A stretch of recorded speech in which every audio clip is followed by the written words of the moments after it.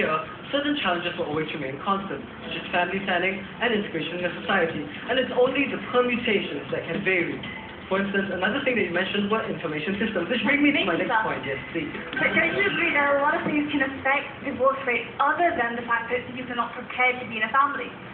Well, if you say to invest to us hard before getting married, why should they decide that a piece of paper to keep together apart unless they were prepared? Now, the second point is on not, or why not. Now, you say that better information systems tell us why our youth should be more prepared, but not that they are more prepared. And we can say that definitely it's not true. Now, the third point would be on the nature of future challenges. Now, you say that using the computer is a skill, but man has been learning throughout his history. Wouldn't that, by your definition, make this a truism already? Furthermore, you mentioned the example of Live Aid, and I'll say that Live Aid concerts began in the 1980s, which is when our parents were youth, and that was also our parents' generation. Not ours.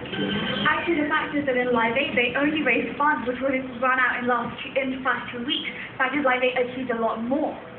Well, you mentioned that Live Aid is an initiative for our youth today, but we tell you that it's not. It's an initiative of care for one's environment that was initiated by our parents back in the 1980s.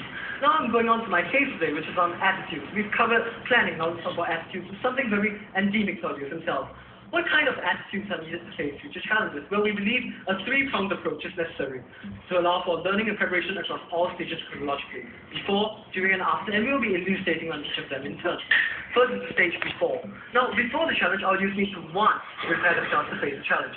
It sounds banal perhaps, but it's actually a conscious decision of empowerment undertaken by our youth.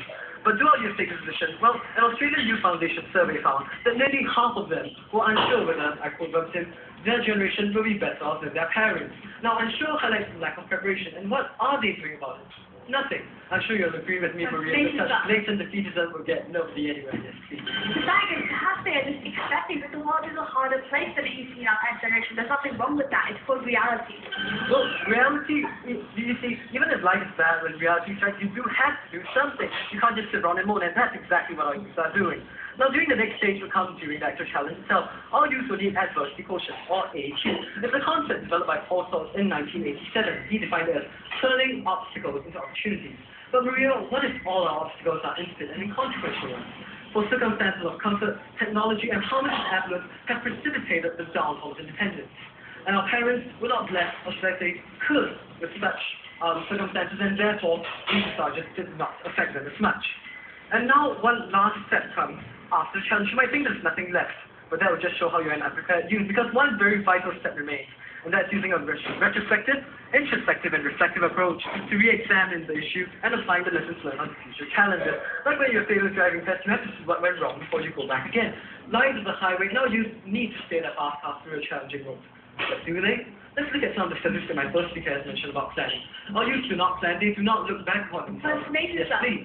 All your practice has shown us is that sometimes the youth fail. Not that they don't prepare, these are two completely separate ideas.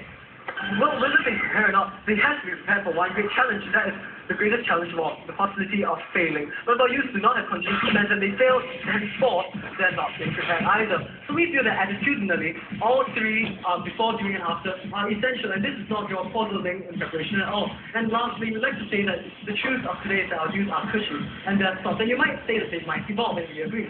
But there is a darker state of evolution that has existed for certain species which have displayed certain attitudes. For those who have plotted without venturing beyond before, couldn't keep up during, and got lucky but never learned after the challenge. There is a part of evolution. It's called extinction. Thank you.